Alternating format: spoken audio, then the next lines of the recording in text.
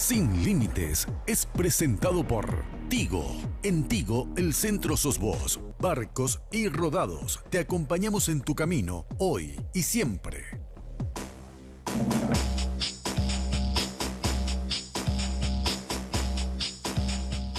¿Qué tal, amigos? ¿Cómo están? Pero muy buenas noches. Un domingo medio frescongui, con relación a lo que tuvimos la semana pasada. Cambio de temperatura desde ayer. Y vamos a tener un gran programa hoy. Pero primero, hola Carlos, ¿cómo te va? Carlos Muy Alberto bien. Gómez Ferreira. Muy bien, Enrique. Muy elegante, señor. Muchas gracias. ¿Quién te viste? Las prendas, como todos los domingos, de Perry Ellis. Recordarte que tenés todavía el 50% de descuento en prendas exclusivas que las vas a encontrar en el segundo nivel del Shopping del Sol. Esto es especial para los compradores compulsivos, o sea, yo. Porque realmente es impresionante acceder a toda esta ropa de calidad con 50% de descuento. Espectacular. Mira esta pilcita. Yo elegí hoy colores medio cálidos porque justamente quería contrarrestar la temperatura. Claro, pero... y el color, los colores que yo elegí también, ¿verdad? Vos sabés que mi camisa tiene un detalle muy interesante, a ver si me pueden tomar. Porque esconde el botón. Está buenísimo. O sea, a simple vista parece que no tiene botón, pero en realidad tiene una telita acá que esconde ese pequeño detalle. Está buenísimo. Perry Ellis, te repito, segundo nivel del Shopping del Sol. Comunicados como siempre, como todos los domingos, toda la producción, todo el equipo, con la mejor compañía del país. Saludamos nuevamente a Tigo, que está cumpliendo 25 años en el mercado, la compañía líder número 1 de Paraguay, que nos acompaña todos los domingos. Y disfrutando de los riquísimos bocaditos de Vitapan desde 1992 en Asunción y área metropolitana, deleitando con todos sus sabores exquisitos. Esto es culpa de ellos. No, perdóname, pero no le culpe a Vitapan de esa panza. Rapidísimo. No, ¿cómo no? ¿Por qué? Si la gente de Vitapan viera el atracón que yo me pego. Pero te pegaba un atracón cada domingo. Esa panza no te da un atracón de cada domingo. Bueno, rapidísimo, porque está en piso aquí con nosotros el doctor Nicanor Batefuto. Enseguida vamos a hablar con él, Carlos. Sí. Pero rápido, dos cositas. Primero, el viernes, jueves, ya no me acuerdo. La constituyente Nicolás Maduro, estimados amigos, se atribuyó funciones legislativas en Venezuela. Desde el punto de vista formal no es que cerraron la Asamblea Nacional, pero desde el punto de vista práctico la cerraron. En consecuencia, en Venezuela tenemos ahora una dictadura de partido único a todos los efectos prácticos, excepto en la fachada. La única reflexión que yo quiero hacer sobre esto es una derrota total de los sectores democráticos de Venezuela, estimados amigos. ¿Por qué? Porque menospreciaron a su rival, lo menospreciaron a Maduro y no entendieron que Maduro es un leninista puro. Y cuando el leninista puro les puso el programa puro de Lenin, les llevó por delante y ahora están, discúlpenme la grosería, hablando pavada. En fin, triste la historia de Venezuela. Muy triste, y simplemente para historiar esto que estabas contando, Enrique, la Asamblea Nacional Constituyente tenía que subordinarse a lo que es el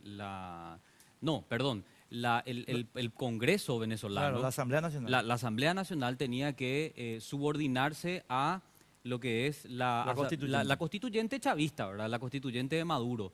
Los opositores que dominan el Congreso de Venezuela dijeron que no, y es por eso que entra a suplir la Asamblea Nacional Constituyente, que dicho sea de paso también hay miles de irregularidades denunciadas por parte de la oposición y de organismos internacionales. Sí. Decías al respecto sobre el tema de la oposición y de las fuerzas democráticas en Venezuela. Estaba leyendo que ellos plantean dos salidas. La primera, entendimiento serio, que yo creo que es imposible, porque bien estaba señalando cuál es la receta que aplica Nicolás Maduro, o profundización de la lucha. Y profundización de la lucha, entiéndase, más muertos en Venezuela, a los miles que ya tiene esta larga e interminable lucha.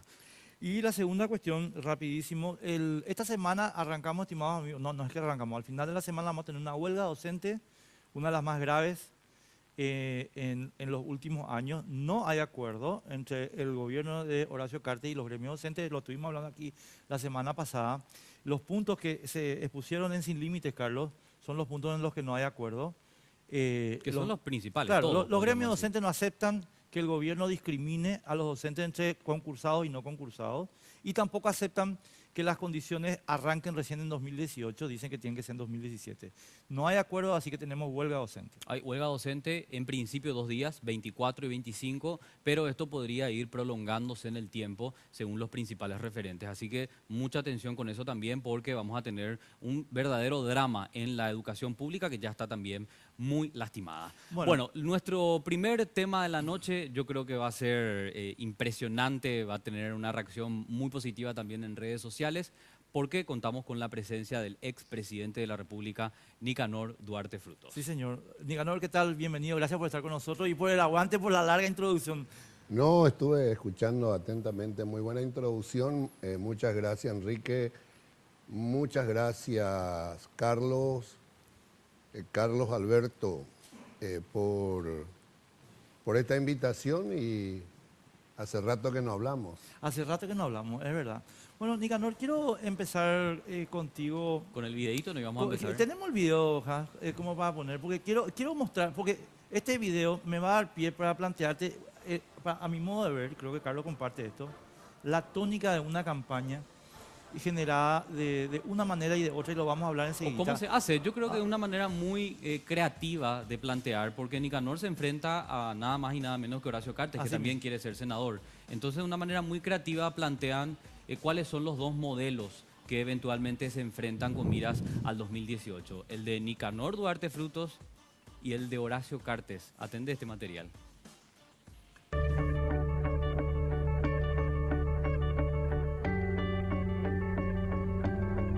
El mundo reclama, señores, amigos, países del primer mundo. El mundo reclama uma paz ecumênica, não uma paz hegemônica. O Duarte Frutos, que vinha de uma tradição mais conservadora, por assim dizer, teve um desempenho muito forte. É um homem de retórica vibrante. Las innovaciones que aprendieron acá en las diferentes universidades o del mundo.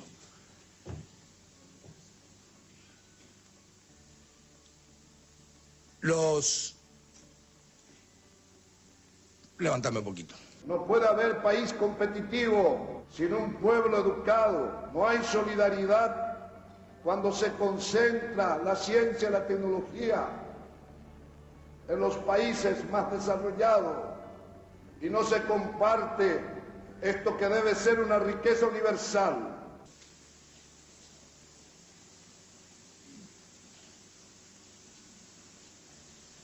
Para arriba. Nosotros no descartamos ninguna posibilidad en la relación del gobierno con la comunidad internacional y los organismos multilaterales, siempre en el marco de la Constitución, de las leyes, del respeto a los derechos humanos y la contribución a favor de la paz en el mundo. Usen y abusen el Paraguay, porque la verdad es que es un momento para mí inacreditable de oportunidad. Porque realmente soy uno de los que reclamo. Aquí cerca nomás antes teníamos el Iguazú, ¿te acordás? Antes teníamos el Hermitage, antes teníamos el Jardín de la Cerveza. Necesitamos de escritores, necesitamos de novelistas en el Paraguay, necesitamos de hombres y mujeres que desarrollen la imaginación, el talento, y que a través de la escritura, de la novela, de la ficción, vayan presentando los problemas humanos.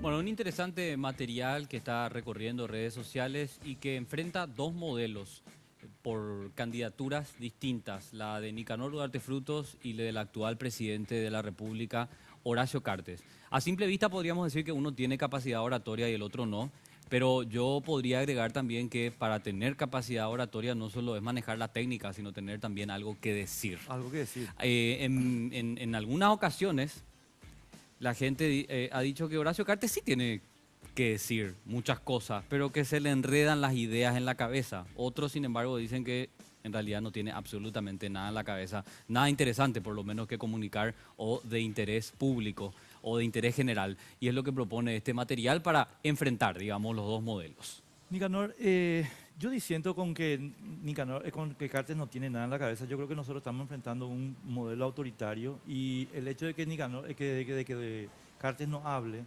simplemente es un reflejo de cómo se maneja la mecánica autoritaria. Stroessner tampoco hablaba mucho, Franco tampoco hablaba mucho.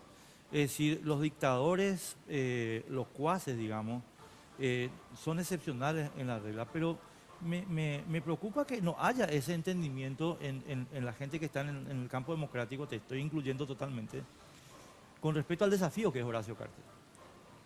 Bueno, yo creo que en realidad la retórica no es tan importante, la oratoria, pero tampoco se puede gobernar con gestos.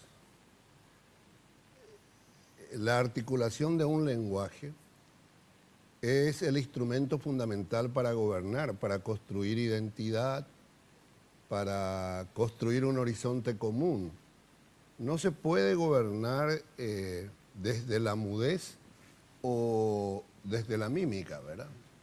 Entonces, es importante la comunicación política y es importante también el saber para conducir un país.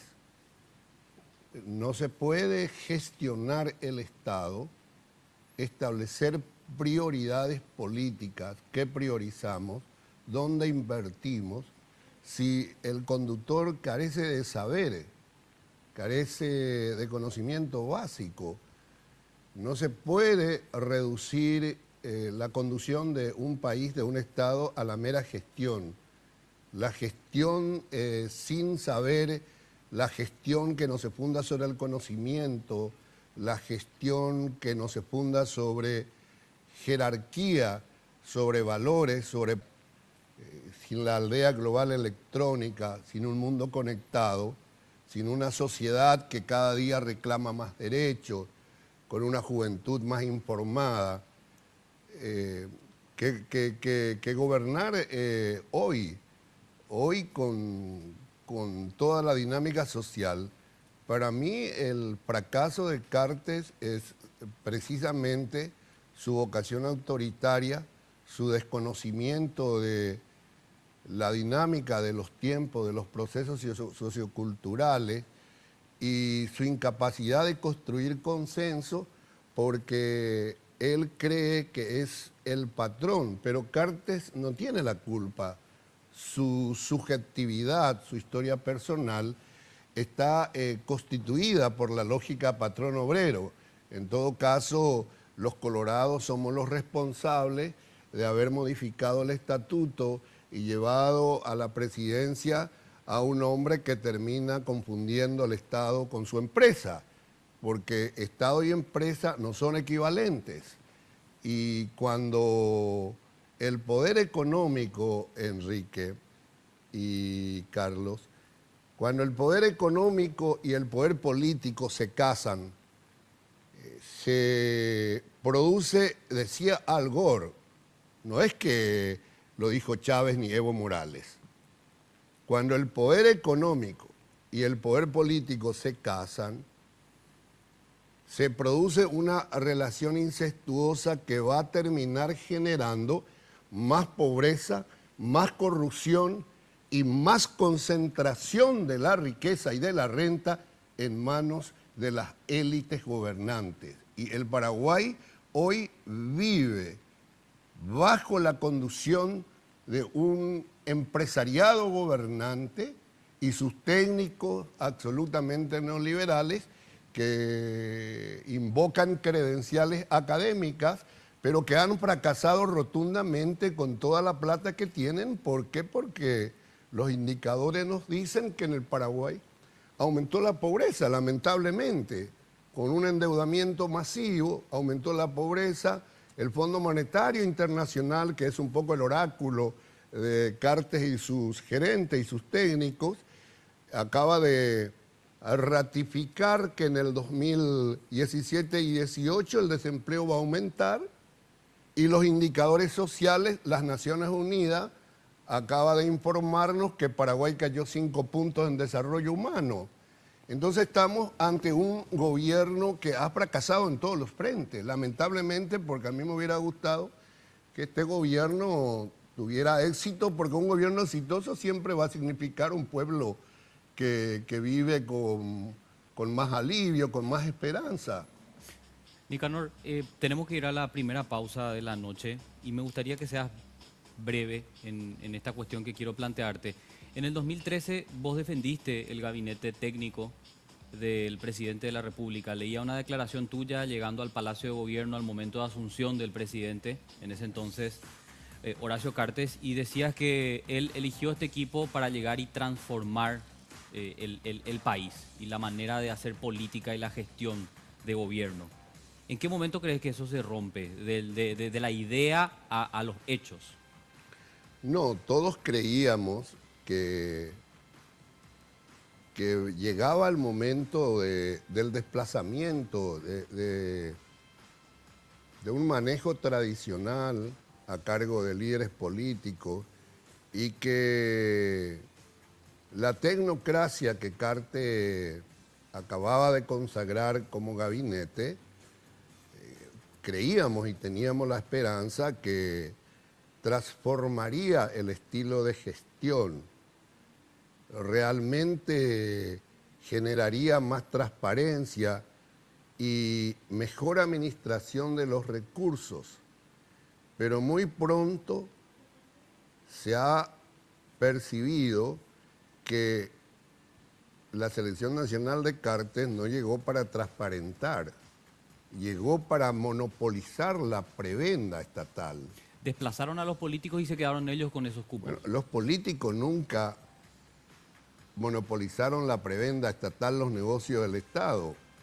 En todo caso, los políticos podrían haber sido parte de beneficios marginales del ejercicio del poder, vamos a ser claros. Pero alguien se quedaba con ese beneficio. Estoy hablando por eso de beneficios marginales. ¿Y de los grandes? La clase política, la dirigencia política en el Paraguay, para mí no es el sector que concentra la riqueza en el Paraguay.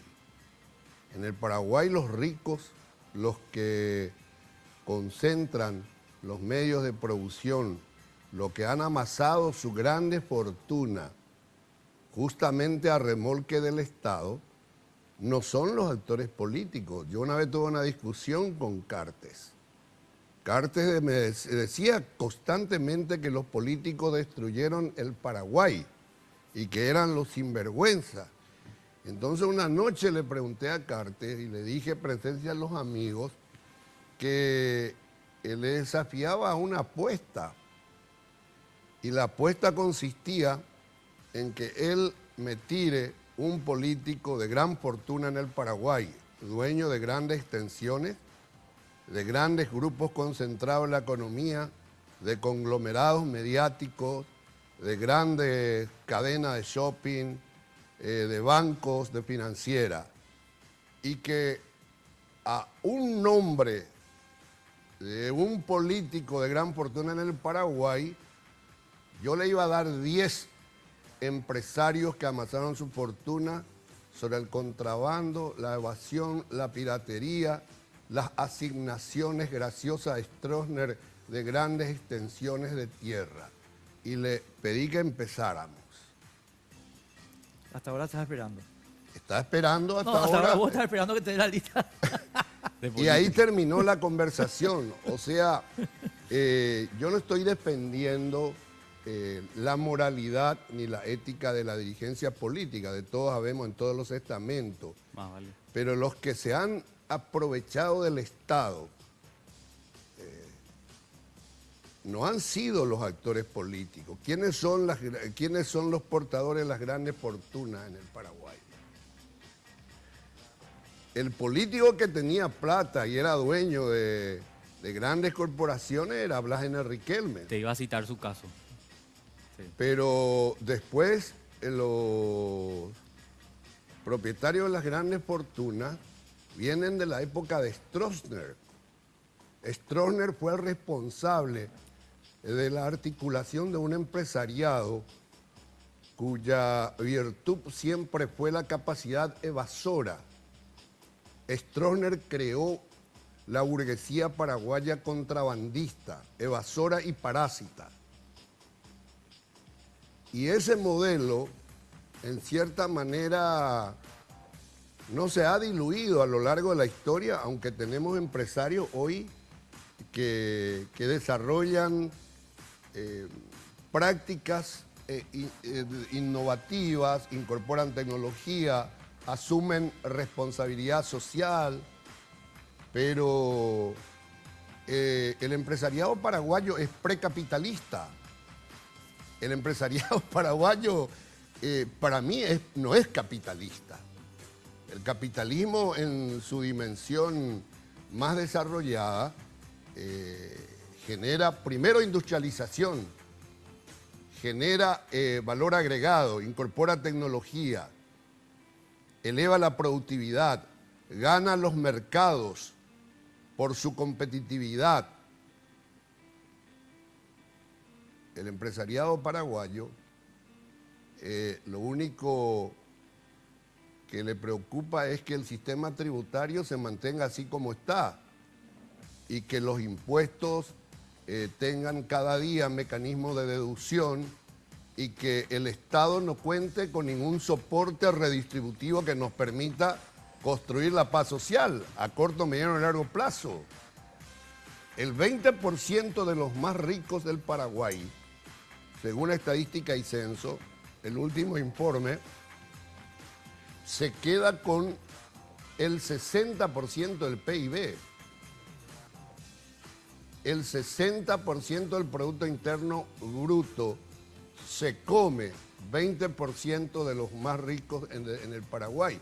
Ahí está el núcleo de la desigualdad, que acaba de informar también Estadística y Censo que en el Paraguay la desigualdad se profundizó. Sí, ha crecido. Entonces, tenemos que también plantear una dirigencia política más comprometida con la sociedad, que tenga una práctica fundada sobre principios más claros, más transparentes, que representen los intereses de sectores que realmente no tienen voces, así como es necesario decir que el Paraguay necesita de un empresariado con mayor responsabilidad social, con mayor capacidad innovadora, con mayor apuesta a la educación. ¿Cuánto el empresariado, cuánto contribuye a la educación en el Paraguay? ¿Cuánto gasta el empresariado paraguayo en investigación? ¿Cuánto gasta el empresariado en China, por ejemplo, en investigación? ¿Cuánto gasta el empresariado en Estados Unidos en investigación? En América Latina invierte 3% del total de dinero que se invierte en la investigación en el mundo. Y Paraguay casi nada, obviamente. Entonces, en los otros países son los empresarios los que se preocupan por las profesiones, por la mano de obra, por la calificación de los jóvenes, porque son ellos los que van a necesitar de técnicos, de profesionales que tengan cada día mayor conocimiento para darle mayor competitividad y más expansión en el mercado mundial. Pero en el Paraguay, ¿a quién le importa la universidad? ¿Por qué? Porque la economía paraguaya se funda sobre los agronegocios, la agroexportación. El modelo agroexportador o la agricultura empresarial, no digo y no la condeno, solamente me parece que hay que pensar en un modelo alternativo a corto y mediano plazo. ¿Por qué? Porque la agricultura empresarial, la sojera especialmente, genera 15 empleos en 500 hectáreas. Y si ese va a ser siempre nuestro principal sistema económico, ¿qué futuro les aguarda a los jóvenes que están estudiando y que van a necesitar empleo? Si no iniciamos un modelo alternativo de industrialización, si no establecemos algún dispositivo, alguna norma que persuada al capital extranjero. Yo no digo que el Paraguay no necesita el capital extranjero ni que hay que condenar. Lo que me parece es que el capital extranjero debería también venir al Paraguay para aliarse con el capital nacional y desarrollar un proceso de industrialización, de fomento de la ciencia y la tecnología. ¿Por qué el capital extranjero hasta hoy viene al Paraguay Vinieron 60 maquiladores. La gran inversión que alardea Carte y que según su ministro acá vinieron todos los inversionistas. Acabamos de ver los informes también de que la inversión extranjera en la era Carte fue un fracaso. ¿Quiénes vinieron en la era Carte? Vinieron 60 maquiladoras, pero ni siquiera las maquiladoras respetaban el mundo. Vinieron las maquiladoras del estado de Paraná. Así mismo. Nicanor, tenemos que hacer una pausa porque nos está matando la dictadura que está ahí. Y vamos a seguir en un ratito.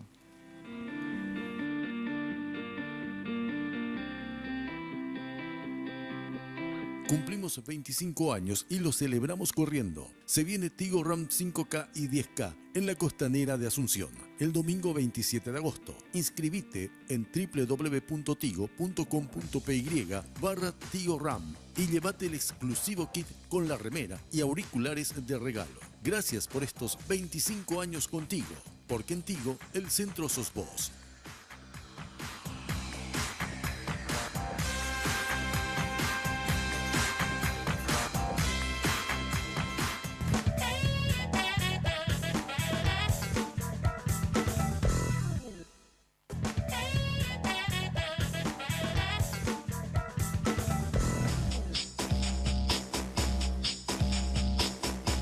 Seguimos en este mano a mano imperdible con el expresidente de la República, Nicanor Duarte Frutos, actual precandidato a senador. Realmente muy interesante, y recordarte que podés comunicarte con nosotros a través de nuestras cuentas de redes sociales. Está habilitado nuestra fanpage en Facebook, Sin Límites, y nuestra cuenta oficial en Twitter, @sinlímites_RG. Nicanor, hablaste de políticos, empresarios, riquezas. Hiciste también una larga exposición diciendo que la riqueza, así como la conocemos, tan abundante, no está concentrada en la clase política.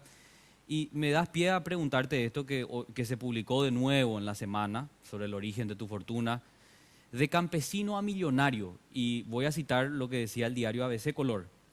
Entiendo que te investigaron por orden de un juez, la causa en tu contra quedó archivada, que tus adversarios políticos trataron de revivirla, torciendo toda lógica jurídica, que no te opusiste, que pediste que te investiguen, por lo menos eso lo dijiste públicamente, pero el diario ABC Color cita: estación de servicio en el departamento de Presidente Valle, 5 estancias en el Chaco, departamentos en Buenos Aires, una quinta en Atirá, y hasta te atribuyen la compra de un avión. ¿Cómo puede comprar todo eso un político? Es la pregunta. Y justamente no puede comprar todo esas cosas un político, porque yo no tengo ni avión. Yo usaba el avión cuando tenía todavía buenas relaciones con Carte, era embajador, tenía que irme al Chaco. Yo tengo una unidad productiva en el Chaco y de 5.000 hectáreas que me compré en el 2000, que está en el catastro, que está a mi nombre, y Carte me prestaba su 206, creo. Y Francisco era el piloto de Carte, me llevaba. Ese fue un gran invento. Fue una operación política la que se montó cuando yo llegué de Buenos Aires e incursioné en la vida política de vuelta, planteando un modelo alternativo al cartismo. El entorno de Marito se desesperó porque en ese momento la posibilidad de la reelección estaba todavía latente. Latente, sí. No sé, había la posibilidad de la reelección, y entonces se maquinó en el entorno de Colorado Bañetete, y Nelson fue el brazo ejecutor de esta operación. Nelson Argaña fue el ejecutor de esta operación que intentó desmoralizarme y frenar mi desembarco en la vida interna política, porque presentó una demanda sin ningún elemento de prueba y obviamente ni siquiera se le dio trámite. Yo he sido investigado 2 veces. En mi gobierno, cuando Osvaldo Domínguez me acusa de enriquecimiento ilícito, y hace 14 años, cuando me tratan de involucrar en enriquecimiento ilícito, sacan la foto de mi casa. Y hoy de vuelta sacaron la foto de mi casa en ABC, desde hace 14 años. Y no sé qué más.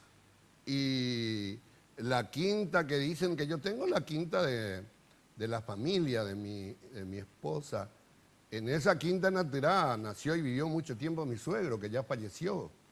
Y eso se presentó en la primera investigación que yo solicité en el 2006, todos esos instrumentos. Y nada se ha podido comprobar de lo que me atribuyen como bienes. No soy ningún huérfano, ningún desamparado, obviamente. Mire que yo trabajé 20 años en el sector privado. Nunca fui un marginal del mercado laboral. Siempre tuve un capital cultural importante y trabajé muy bien. En todo ese tiempo fui consultor de las Naciones Unidas y luego me incorporé en la vida pública. 17 años estuve en los altos niveles del poder. Yo no estuve en el tercer rango del Estado. Yo fui ministro 7 años en 2 gobiernos. Sí. Fui viceministro 2 años. Fui presidente del Partido Colorado. 2 años presidente de la República, 5 años democráticamente. Y 2 años fui embajador en Buenos Aires. 17 años en los altos niveles del poder, 20 años en el sector privado. Y todo lo que tengo yo lo he demostrado y lo he justificado en declaraciones de bienes. Mi vida financiera está abierta en Itaú, en el banco familiar. Vengo trabajando bastante. Trabajamos mucho desde el año 2000 en una unidad productiva y ahí está. La primera investigación se cerró por falta de pruebas. Me investigaron fiscales que no son de mi partido y nunca recusé un fiscal. Yo veo que los funcionarios, los exministros, se pasan recusando fiscales, 10, 12 fiscales recusan. Yo no recusé jueces, no recusé ningún fiscal, renuncié a mi fuero. Yo renuncié a la señoría vitalicia y yo soy un expresidente de la República sin fuero, porque no tengo miedo a ninguna investigación. Y ese fue un intento, después de 8 años de abandonar la política, vengo de Buenos Aires, y utilizan a un agente de menor espesor en el entorno de Marito. Se armó toda esta operación política que se comió ABC. ABC se comió la versión de Nelson Argaña. Pero, ¿y dónde está su denuncia? Cuando yo salí del poder, recuerdo un decreto, ¿cómo se llama? Camacho. Emilio Camacho fue mi compañero en la universidad, secretario general del Lugo, sale al primer mes del gobierno, lee un decreto a las 12:30. Dice el decreto, se obliga a todos los ministros y funcionarios presentar los actos de corrupción del gobierno colorado anterior en el plazo de 60 días. Sí. Y bueno, amigos, nos presentáis un Baebés y Cuay. Con esto no digo que yo soy un santos, nadie tiene la perfección, pero todos buscamos la santidad. Y si ellos creen que a mí me van a desmoralizar o influir en mi espíritu en la lucha política, nosotros cada día estamos fortaleciendo un proyecto. Cada día estamos recorriendo la patria, sin grandes recursos. De manera que es un disco rayado. Y a mí lo que más me duele, que la gente dice de campesino a millonario. O sea, el campesino tiene que morir pobre primero. Cero movilidad social. La movilidad social ascendente, lo que los capitalistas tendrían que aplaudir, siempre que esa movilidad social ascendente tenga procesos y justificaciones. Porque, y otro hecho lamentable, ¿cómo es que fue periodista? El periodismo es un trabajo que no permite ninguna alternativa laboral distinta.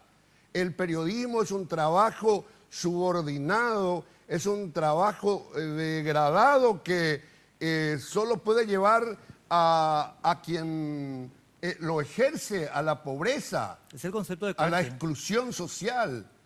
Nosotros hemos estudiado. Yo soy un hombre que me formé. Yo no soy un subescolarizado. Pero resulta que la gente, el Carte, por ejemplo, dice Mario Ferreiro nunca trabajó, Nicanor nunca trabajó. Sí. ¿Qué creen?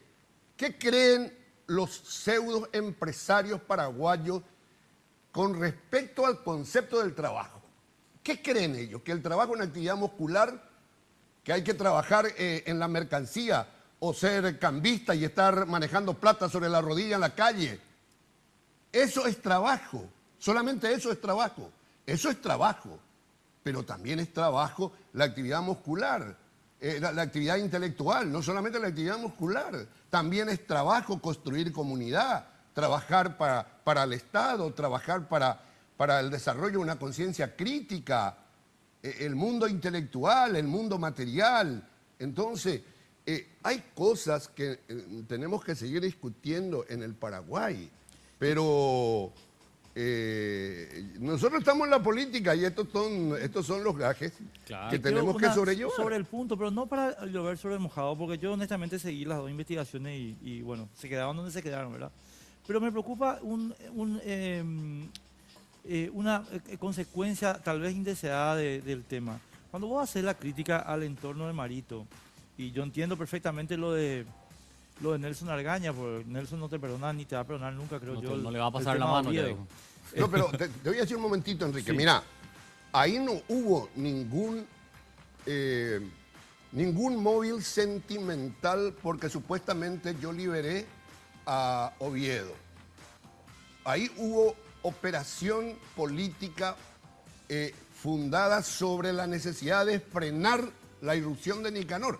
Porque si realmente el móvil hubiese sido sentimental, hay porque yo liberé al asesino del padre, Nelson se abrazó.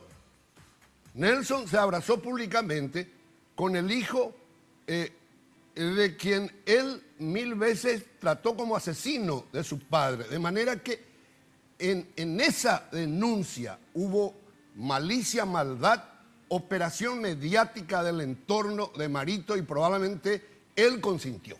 A lo que voy es a lo siguiente, exacto. Cuando vos decís él consintió, esto significa que, digamos, va a haber un resquebrajamiento en las fuerzas democráticas contra Cartes en el Partido Colorado. Es decir, Nicanor, Duarte Frutos y Marito y los otros que estén no van a caminar de la mano contra el proyecto autoritario. Marito sabe lo que tiene que hacer. Marito sabe lo que tiene que hacer. No, yo no puedo ocupar escenario con gente que le trató a mi esposa y a mi hijo de lo peor. Si yo soy la víctima o el objetivo de una infamia o de una calumnia, yo no tengo problema. Yo he soportado, como decía Nietzsche, lo que no me mata me hace fuerte, ¿verdad? Y eso es muy importante en la política. Pero hubo una agresión a personas inocentes y yo no voy a compartir escenario salvo que se retracte públicamente, así como se retractó públicamente para abrazarse con quien 1000 veces trató como el hijo del asesino de su padre. ¿O no es cierto lo que estoy diciendo? Sí, es cierto. Es cierto. Entonces, en la denuncia que él presentó, sin ningún argumento, sin ninguna prueba, no arrimó un papelito de prueba, un título de prueba, y dijo barbaridades. Se reconcilió con un tipo. ¿Por qué yo tengo que compartir? Y además, yo le perdono, pero eso no significa que se olvide. Tengamos que... Es más, el perdón no es olvidar, sino recordar de otra manera. Recordar tal vez con amor o con tolerancia. Pero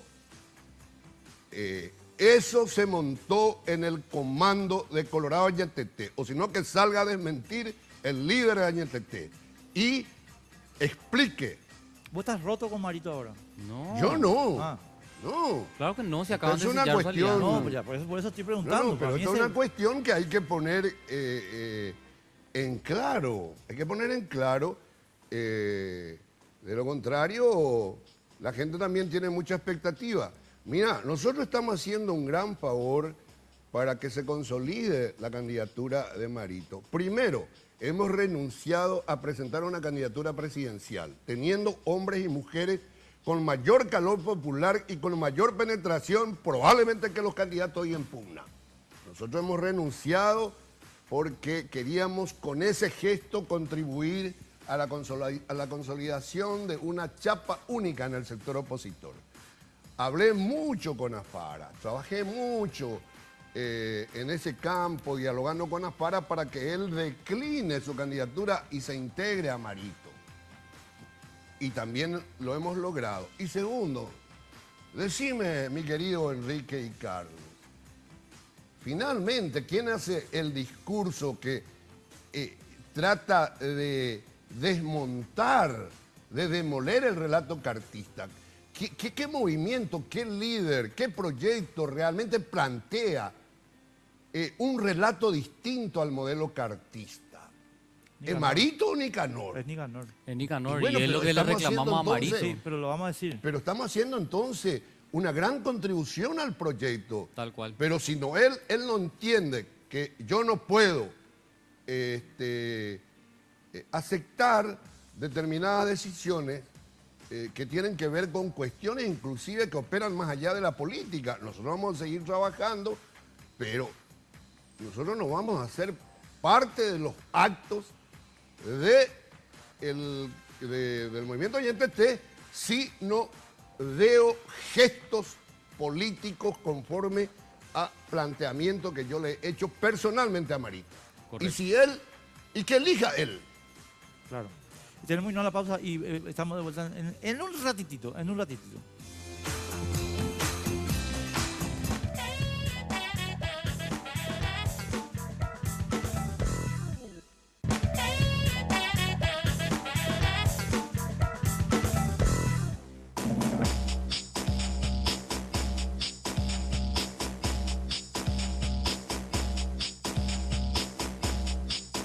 Vitalis es un centro de bienestar masculino, ubicado en el eje corporativo de la ciudad de Asunción. Te proponemos disfrutar de nuestros servicios de masajes terapéuticos, estéticos, deportivos, tratamientos corporales y faciales, circuito termal con sauna húmedo y seco, piscina, zona de relax climatizada y al aire libre.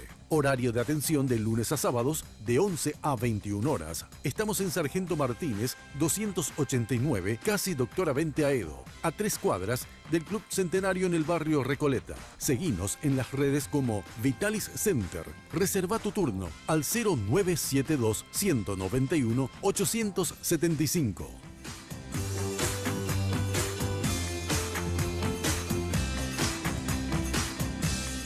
¿Vos sabés lo que me contaban de Vitalis? Que las mujeres lograron imponerse y tener también su espacio. No me digas. Claro, porque las chicas, bueno, tienen que confiar en los maridos, o sea, en los hombres, ¿verdad? Que van a Vitalis, que es un spa para hombres.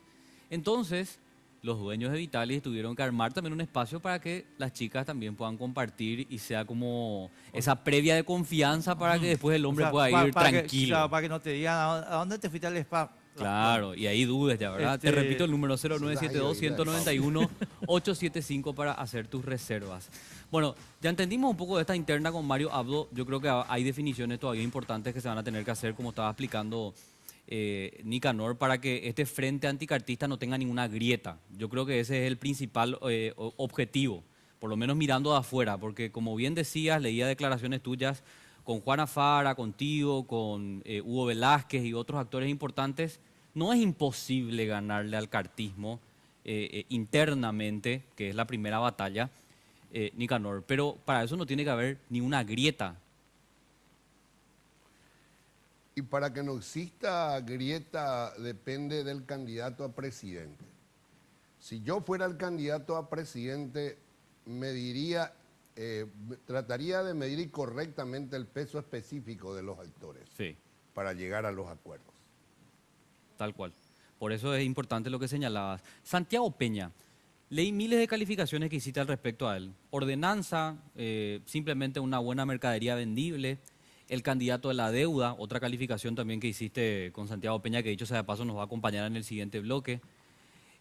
Yo te quiero preguntar algo que realmente a mí me da mucha rabia escuchar. Yo entiendo que los colorados por ahí fanáticos no comparten, pero no puede ser que el principal argumento en contra de Santi Peña es que sea liberal y no colorado de cuna. Yo creo que esa es una reducción simplista que nos distrae del verdadero problema que representa Santiago Peña, que es simplemente la continuidad de Horacio Cartes, el títere de Horacio Cartes. ¿Qué opinas vos? Yo coincido contigo, Carlos. Sinceramente, en la convención partidaria, cuando se cambió el estatuto, terminó todo lo que se refiere a la militancia, a la conscripción y a la lucha. Ese día nos opusimos, perdimos la convención y terminó todo ese discurso de la militancia, de la conscripción. Eso terminó. Y a mí lo que me preocupa no es la identidad ambigua partidaria de Santi Peña. A mí no me preocupa eso y no creo que al electorado colorado en su gran mayoría eso le irrite. Es probable que le moleste a la gente que está más en la militancia, Claro, claro. está un poco más en la tradición, a determinada franja etaria. Pero lo que a mí me preocupa es cuáles son los intereses que van a representar Santiago Peña en un eventual mandato o ejercicio presidencial.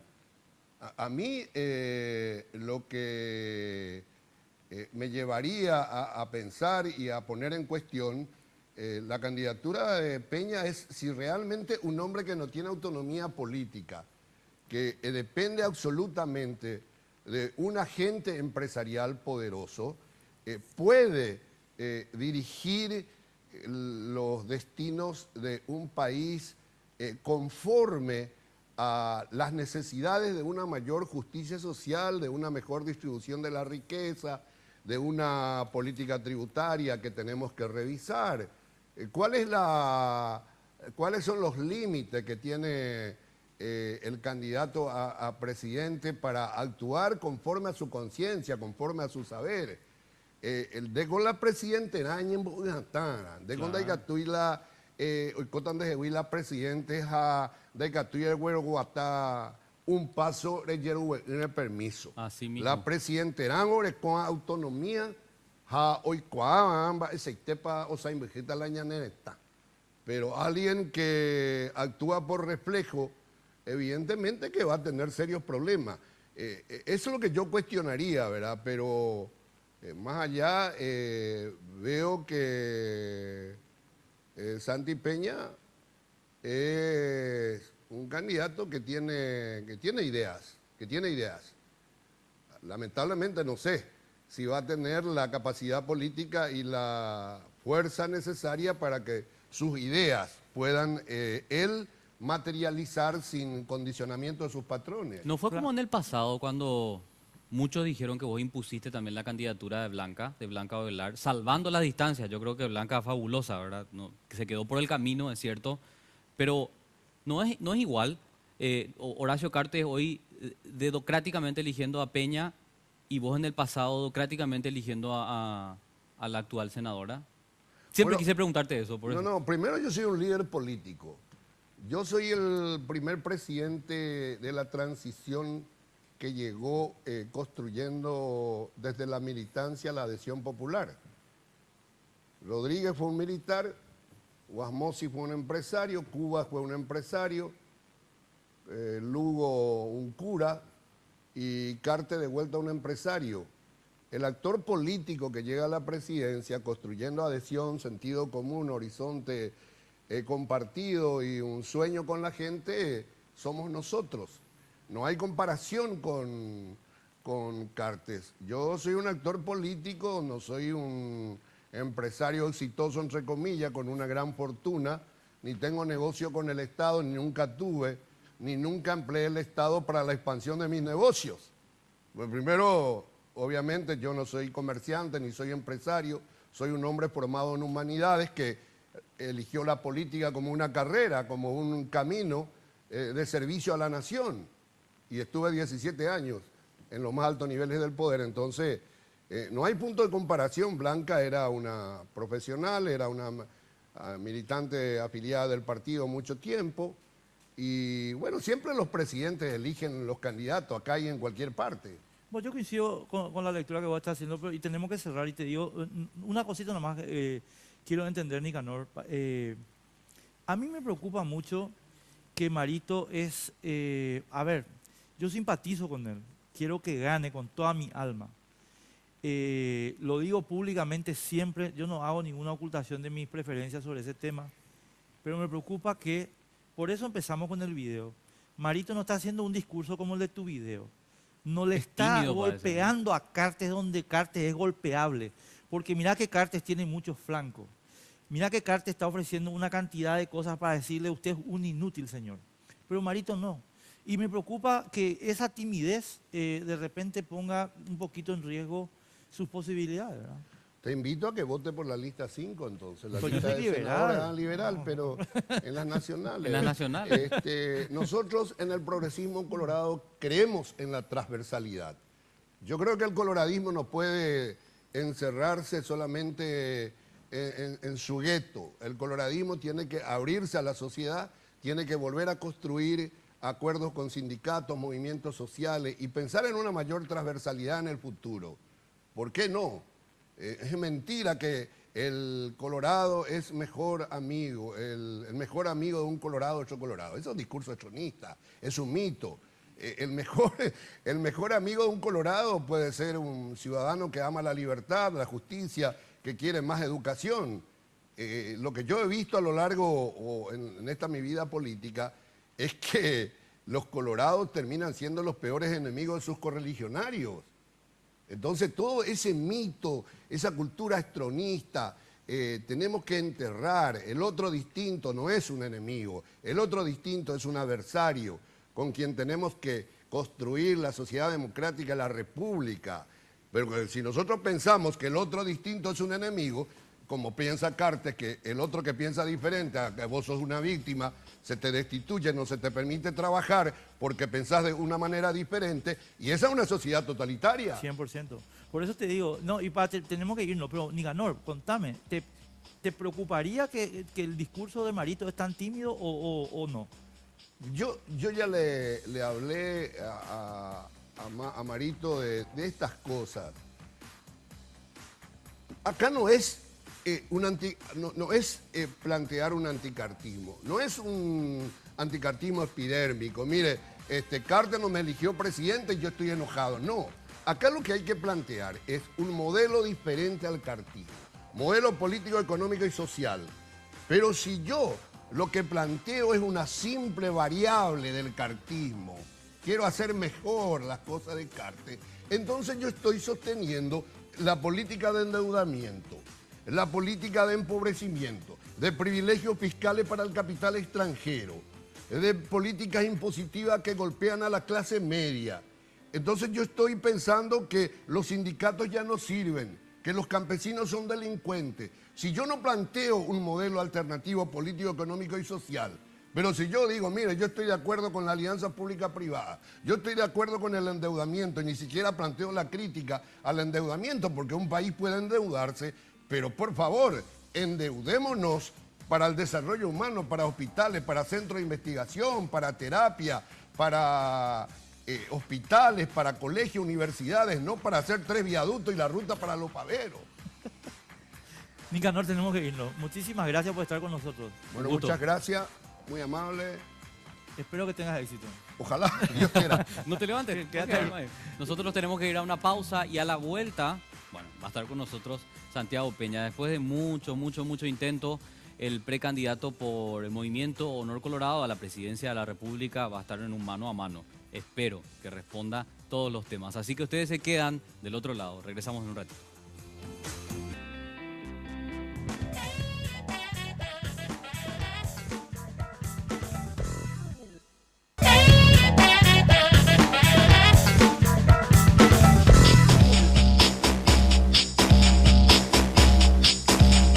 Continuamos, estás viendo Sin Límites por las pantallas de Red Guaraní y ya como te estábamos adelantando, hoy contamos con la presencia del precandidato a la presidencia de la República por el Movimiento Honor Colorado, Santiago Peña. Hay que decir que nos costó muchísimo esta presencia, así que vamos a tratar al máximo de aprovecharlo sin perder ni un minuto. Y por las dudas, nosotros no pagamos 10.000 guaraníes para verlo. Viste que salió la recaudación esa para ver al candidato de Honor Colorado. Incluye ya selfie, abrazo. Sí. Abrazo, selfie, de todo un poco. Santiago Peña, buenas noches. Muy buenas noches, Carlos. Un gusto estar contigo, Enrique, con toda la audiencia de Sin Límites. Muy contento, primera vez que estoy en tu programa. Así que espero que sea entretenido para la audiencia, que podamos conversar. Vos sabés que es importante aclarar, ¿verdad? Tuvimos un encuentro hace unos días en ABC, los 50 años de aniversario. Y bueno, ahí tuvimos un encuentro. Hace rato que no hablábamos. Vos sabés que, no, yo te estaba puteando en redes sociales de todos los colores. Y quiero contar nomás así rápido esta anécdota, Carlos, y para la gente que está escuchando. Yo estaba saliendo y Santi estaba entrando. Y entonces me dice, yo lo mismo te quiero. Y entonces, bueno, abrazo, qué sé yo. Y entonces yo le dije, bueno, ya que estamos abrazados, andate al programa Sin Límites. Sí, y Santi me dijo, inclusive y además te dije algo en secreto. Hicimos una foto, hiciste la de la victoria o la lista 2, no sabemos. No, esta es por Olimpia. Una cosita nomás. Y quiero contar algo que le dije a Santi en el oído en ese momento y voy a repetir ahora en público. Nada personal. Ya sabes. Yo sé.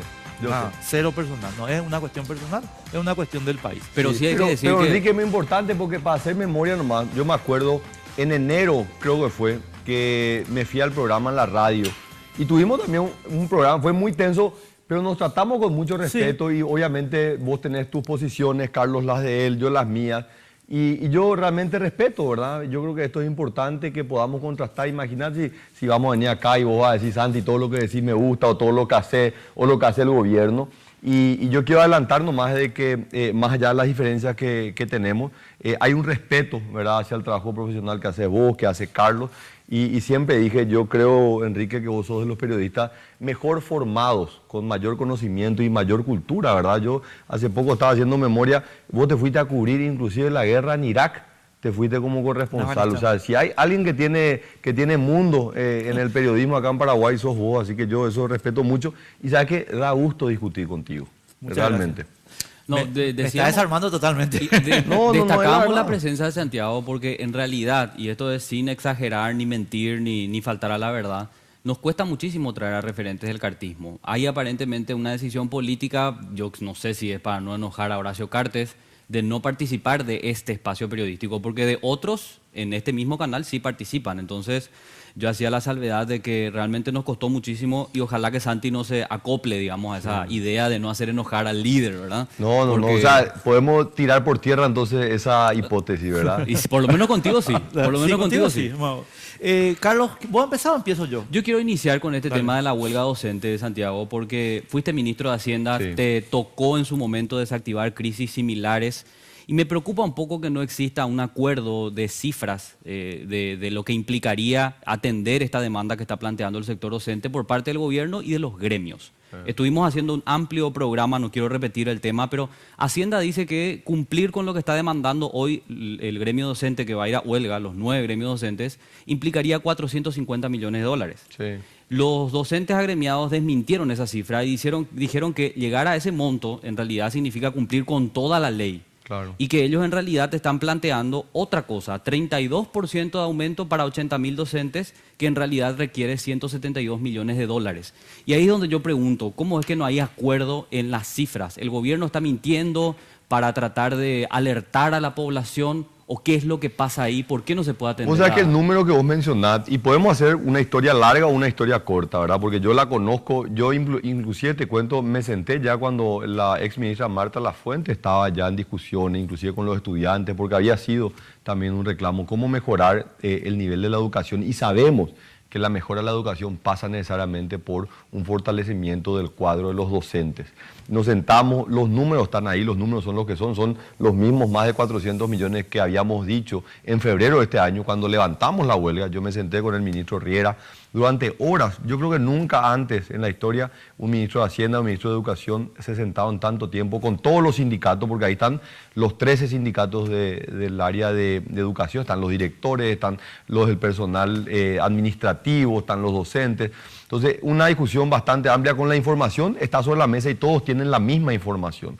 Ahora, la pregunta es, si hay 80.000 docentes, de los cuales solo 11.000 entraron por concurso, ¿a vos te parece que es justo para los 11.000 que entraron por concurso, que los otros, para llegar a los 80.000, los más de 40.000, también tengan el aumento. Y ellos mismos dicen, no, no es justo. Esto tiene que ser, y Enrique, esto es un tema que cuántas veces vos lo has hablado sobre el tema de que cuántos funcionarios entraron sin concurso y no deberían tener los mismos beneficios que aquellos que sí entraron por concurso. Entonces, el número de los 400 millones es el mismo que ya habíamos dicho que en febrero no se podía cumplir, que era el 100% de todos los docentes que lleguen a ese salario mínimo de 3 millones de guaraníes.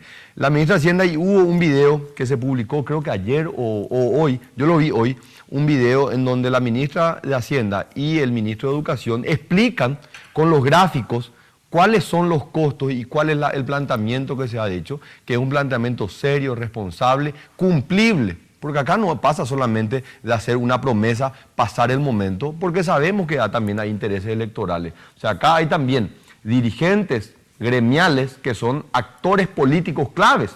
Silvio Piris, por ejemplo, él es un actor político, ¿verdad? Era concejal departamental en Itapúa, está con aspiraciones también electorales. Entonces, lastimosamente también se le utiliza a los docentes con un interés personal y no es que están realmente interesados. Entonces, el planteamiento ha sido claro, es una propuesta concreta, responsable, en decir, podemos hacer esto gradual, que fue siempre el compromiso, llegar en un periodo de 5 años donde se cumpla ¿qué? Número 1, que los maestros que accedan a ese salario sean aquellos que entran por un concurso, de que los docentes tengan y acepten capacitarse. Hoy tenemos plazas para 40.000 docentes y muy pocos se están presentando para la capacitación, para que hagan realmente una preparación adecuada. Entonces, en la medida que ellos se capaciten, cursen los concursos, ahí van a empezar a tener ese salario que es el que le corresponde a ellos. Sobre la Pero cifra, un tema nomás, sí, que es demasiado importante, Carlos. ¿Vos sabías, Carlos, que en los últimos 4 años este Senado que tenemos ahora introdujo un artículo en la ley del presupuesto que le permite que se le pueda descontar 100% del salario a los funcionarios públicos, contrariamente a lo que establece el Código Laboral, que solamente se le puede descontar 25%. Entonces, ¿cómo nosotros podemos pretender que los docentes que tienen que estar en un aula motivándole a 20, 30 niños pueden estar realmente motivados cuando a fin de mes cobran cero? Cero, hay miles de docentes que cobran cero.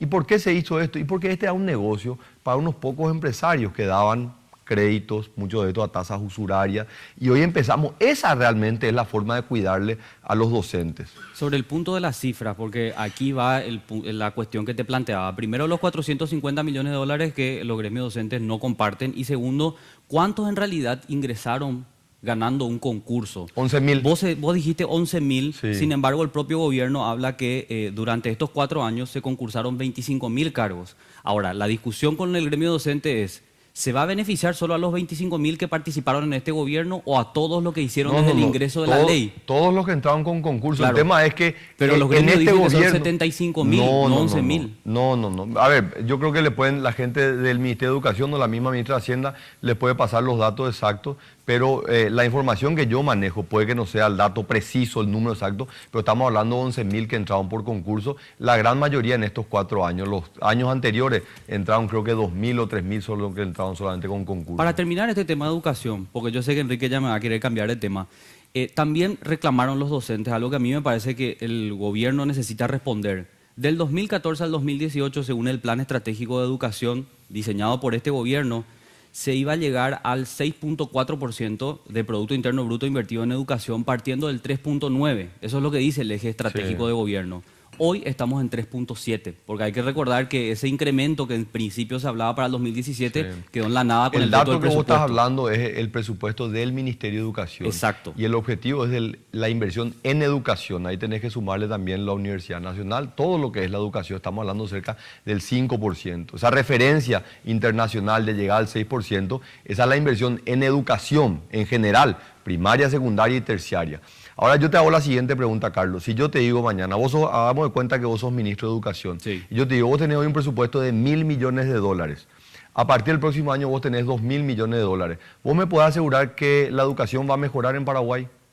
Depende de cómo invierto el dinero. Exactamente. O sea, el problema no es la cantidad de dinero, sino el problema es cómo gastamos ese dinero. Porque si vos salís a darle aumento salarial a todos los docentes por igual, ¿qué incentivo tiene un docente para ser un buen profesor? Ninguno. Por eso es que nosotros tenemos que cambiar la forma de cómo gastamos. Nosotros tenemos que premiarle al docente que está en aula, al docente que se capacita y al docente que hace un buen trabajo. Porque si no es muy injusto para eso. Es muy injusto para los que realmente hacen un esfuerzo y tienen esa vocación, porque lo hay miles. Yo he tenido ayer nada más una reunión en San Juan de Nepomuceno con un grupo de docentes y realmente es impresionante cómo ellos mismos te están diciendo que ellos están apostando a la profesionalización, a la jerarquización. Ellos quieren que el gobierno le dé esas reivindicaciones salariales, pero no a todos. Porque si no es muy injusto, vos estás nivelando hacia abajo el nivel. Entonces, la mejora en la educación va a avanzar, no en la medida que gastemos más, en la medida que gastemos bien el dinero. Bueno, Santi, ahora los temas... No, porque este tema es importante. Yo creo que este tema es actual. No, es totalmente. Y para mencionar nomás, porque la huelga Carlos, empieza esta semana. Es uno de los Por eso. temas, yo te cuento, Carlos. Yo definí, vos sabes que nosotros iniciamos la gestión de este gobierno en un plan que no es ni el plan de Santi ni el plan del presidente Horacio Cartes, el Plan Nacional de Desarrollo que fue construido sobre el proceso de una discusión con 2.000 líderes de la sociedad civil. Hay varias medidas, 3 ejes: reducción de la pobreza, crecimiento económico inclusivo y inserción de Paraguay en el mundo. Vamos a continuar en eso, porque ese es un programa de Estado, no es un plan de gobierno, es un plan políticas de Estado. Pero hay 3 temas que a mí personalmente me interesan trabajar en el próximo gobierno, en los cuales me voy a dedicar: salud, educación y generación de empleo. O sea, este tema de educación a mí me interesa y va a ser uno de los temas en los cuales más me voy a ocupar y preocupar desde la presidencia de la República. Santi, vos sabés que uno de los ejes de la crítica que yo por lo menos hago a tu candidatura es el nivel de autonomía que eventualmente se tiene, ¿verdad? Y yo no quiero ser tramposo contigo porque te prometí que vamos a hacer un fair play acá y así va a ser. Entonces, la pregunta que te voy a hacer a continuación, que tiene una pequeña introducción, se trata de entender cuál es el nivel de autonomía tuya, ¿verdad? Entonces, permitime la pequeña introducción y va la pregunta. El 9 de diciembre de 2014, estimados amigos, José Ortiz aseguró que Tabacalera del Este, Tabesa, tiene a Paraguay como su principal mercado de venta. Esta es una declaración que está en todos los diarios, yo tomé el material que está en última hora. Y que exportan en menor medida a una isla que es la Curazao y un porcentaje a Estados Unidos, pero que Paraguay es su principal mercado. Ahora, después viene el señor Emanuel Ottolenghi, que es un investigador norteamericano, y dice: Paraguay produce 68.000 millones de cigarrillos año. Solamente el 3% está consumido en su mercado doméstico. En síntesis, y esta cifra de Emanuel Ottolenghi, Santi, está corroborada en una cierta manera por la declaración de impuestos de Tabesa: 36 millones de dólares en Irasís y compañía. Mayor contribuyente del fisco. Sí, el mayor contribuyente del fisco. Es decir, efectivamente hay una gran contribución. La pregunta es así: ¿cómo puede ser que, habiendo vos sido ministro de Hacienda 3 años, no se le haya preguntado a Enrique Vargas Peña, que es uno de los compradores de Tabesa en Paraguay, dónde está su IVA, su IRP, dónde está su declaración aduanera? Porque es evidente que 97% de la producción es exportada. Es decir, Enrique le compra a Tabesa, pero vende afuera. José Ortiz le vende a Enrique en Paraguay. Yo no estoy discutiendo eso, José es un santo y un gran contribuyente. Pero Enrique no. ¿Por qué no me miraste a mí? Yo te puedo hacer 2 preguntas. Sí, por favor. Hace unos años atrás vos defendías este negocio. Totalmente. ¿Verdad? Número 2, vos sabés que el dueño de este canal es un gran importador, que importa bajo el régimen de turismo, ¿verdad? Importa bebidas, perfumes, que vende a turistas que vienen en gran cantidad y que llevan al Brasil. ¿No te haces la misma pregunta vos? Me hago la misma pregunta. Pero la pregunta es, ¿tu pregunta es una pregunta política o es una preocupación desde el punto de vista tributaria? Yo entiendo, entiendo tu punto y me parece interesantísimo, pero te ruego que no salgas del foco en el sentido siguiente. Enrique Vargas Peña se va y le compra a José Ortiz. 15 millones de dólares de cigarrillos al año, por decirte. Y José paga todos los impuestos. Sí. Es divino. Ahora, Enrique lleva esos cigarrillos afuera. ¿Por qué no me miraste? Espera, antes que conteste. Y te voy a explicar. Porque el mismo sistema que usa Enrique Varas Peña cuando va y compra las bebidas del señor Antonio J. Bierzi. Y ese señor, vos estás pagando los impuestos, está importando acá. Sí, sí, sí. Y Enrique Varas Peña va y lleva esa mercadería al Brasil. Vos estás, acá se están cumpliendo todos los impuestos, vos estás pagando absolutamente todo. ¿Y Enrique? Y Enrique viene, compra y lleva. Él no tiene por qué revender acá. Él no tiene por qué, yo no tengo por qué ir a controlarla a él. O sea, a ver es si como entiendo. que nosotros... Y cuando la mercadería sale, ¿quién controla? O sea, la cantidad el cantidad despacho aduanero. Y el mismo procedimiento que se utiliza para aquellos que vienen a comprar bajo el régimen de turismo, Carlos. El mismo procedimiento. Un turista compra toneladas de cigarrillo, entonces. Puede comprar sin problema. Y puede averiguar cuánto importa Paraguay en bebidas alcohólicas. No, correcto, pero como estamos hablando del caso Tavesa... Pero él mismo, por eso te digo, Carlos, o sea, yo entiendo dónde viene la pregunta, pero yo te pido nomás que hagamos el análisis serio. Es que no está evadiendo ningún impuesto, está pagando los impuestos acá. Él sí pero vos ponés... y pasaba con la importación de CD, pasaba con informática, pasa con celulares, el mismo procedimiento. Pero ¿hasta cuánto, ¿hasta cuánto puede sacar un turista? ¿Cuántas cajas de cigarrillo cuántas toneladas? Y yo te pregunto, ¿cuántas cajas de whisky puede llevar? Pero el que controla es el Estado, Santi. No. Sí. No. El Estado, a través de aduanas y el Ministerio de Hacienda, la Subsecretaría de Estado de Tributación. No, Carlos. ¿Quién controla? Y se controla cuando entra al país, se controla que se pague. En este caso, como no son productos importados, son productos que son producidos en Paraguay y bajo un sistema que es impuesto selectivo al consumo. Entonces se dice cuántos cigarrillos se producen y sobre eso se paga el impuesto. No, entonces yo les pido nomás que hagan la misma investigación, porque si no, lastimosamente, lo que aparece es esto como solamente un tema político. Entonces no hay realmente un interés desde el punto de vista tributario. No, yo a lo que voy... Porque el criterio es el mismo. Yo les aliento a que vayan a hacer la misma investigación.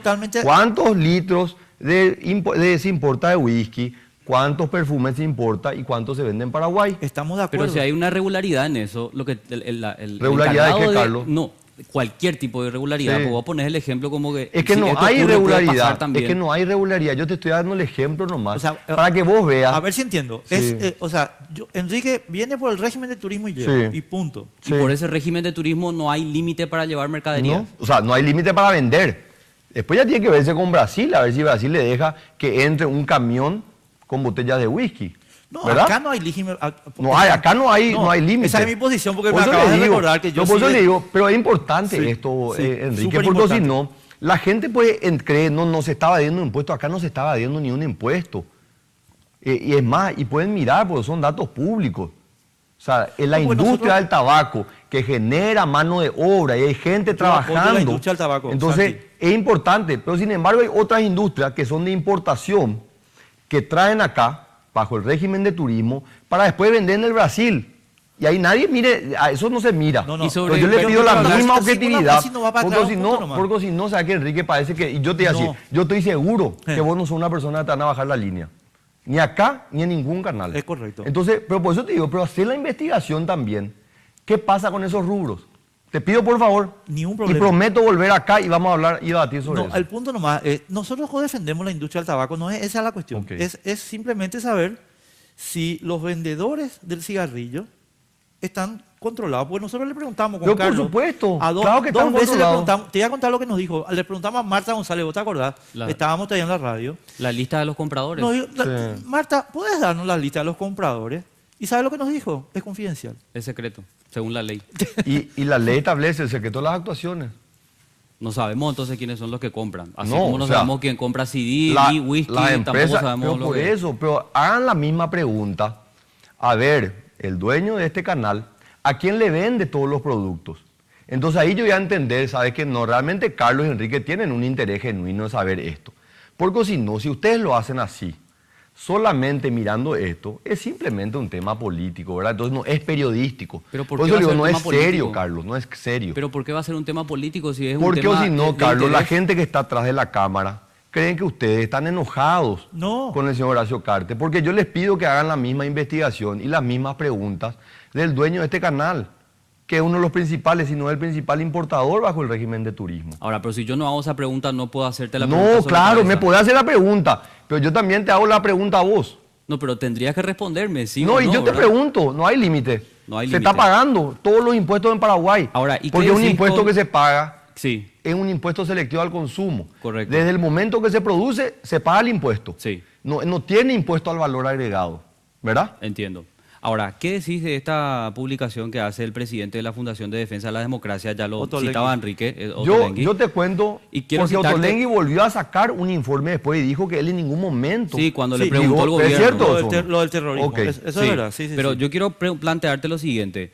Él escribe en una parte del informe, Defensa de la Democracia, las rutas de la droga y otros comercios ilegales donde Hezbollah está involucrado son las mismas del tráfico ilegal de cigarrillos, el PCC y el terrorismo islámico que cooperan juntos. Te preguntaron ya esto, Sí. lo hizo Luis Vareiro, y vos dijiste que no te consta cuál es la ruta y que no sabes por dónde va. No. Vos La verdad decís que no me consta, comparte. ¿verdad? Es más, estuvimos en el programa, estaba el senador Mario Abdo y él dice que él conocía perfectamente y la verdad que me sorprendió porque si él conoce, él debería denunciar eso.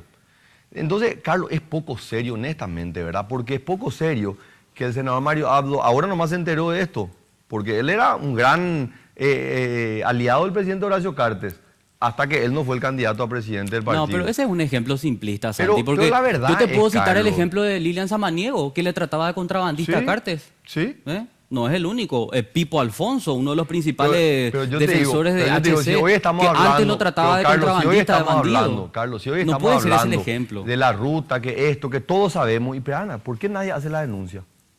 ¿Por qué es esto solamente un tema político? No, espera. Primero, tenemos que irnos a la pausa, pero déjame decirte una cosita más, Santi, y después tenés todo el tiempo del mundo para contestar. No, el punto es el siguiente. Yo reivindico que sea un tema político, ¿verdad? Porque supongamos que es verdad, mi hipótesis, supongamos que es verdad, en consecuencia es un problema institucional. Sí. ¿Verdad? O sea, en consecuencia yo reivindico que es un problema político y no hay ningún problema. Ahora, el punto no es yo honestamente en la investigación de Ottolenghi no tomo luego la cuestión de quién compra según él, porque él tiene una hipótesis sobre eso, que yo no comparto ni me consta. Mi punto no es ese y el de Carlos creo que tampoco. Es simplemente saber, che, loco, acá hay unos compradores que son fulano y fulano, Carlos y Enrique, y esos compradores, ¿dónde están sus IVA? ¿Dónde está su IRP? ¿Dónde está su despacho aduanero? Y eso no es todo. eso no. Utiliza un camino. Y lo que dice esta investigación, que ese mismo camino utilizado por los compradores de cigarrillo y otros comercios ilícitos, ahí puede incluir si querés el vino, el CD, todo lo que quieras, se utiliza también para el contrabando de droga.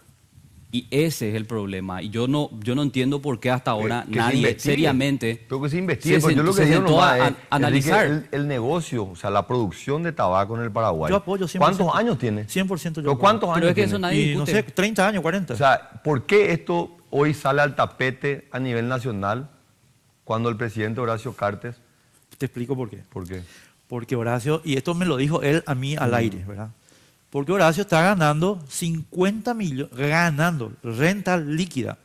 Eso lo dijo él en la 970 al aire. ¿Te acuerdas, Carlos? Enrique, pero yo te iba a decir, 50 pero millones de pero dólares. yo te iba a decir, pensar que el poder del presidente Horacio Cartes radica en su poder económico, mira, yo te puedo asegurar que no. Enrique. Convengamos que es una parte. Enrique, Una parte muy Una importante. parte. Enrique, por favor. Yo te admito que no es todo, pero es una parte. Mira, hay gente que tiene mucho dinero en Paraguay. Sí. Y no va a ser ni un 1% de lo que hizo Horacio y las decisiones que tomó Horacio Cartes. O sea, la visión, el poder que tiene él no radica en el dinero, radica en la convicción y en estar a la altura de los grandes desafíos que tiene este país. Y la historia yo creo que se va a encargar de jugar eso. Así que yo creo que pensar solamente No que... metas la pata como Marito, ¿eh? No, La historia no, lo jugará, ¿te acuerdas? No, para en el nada. debate contigo. Vamos a irnos a la pausa un ratito, señores, y estamos enseguida otra vez con Santiago Peña, a quien volvemos a agradecer muchísimo su presencia esta noche aquí con nosotros.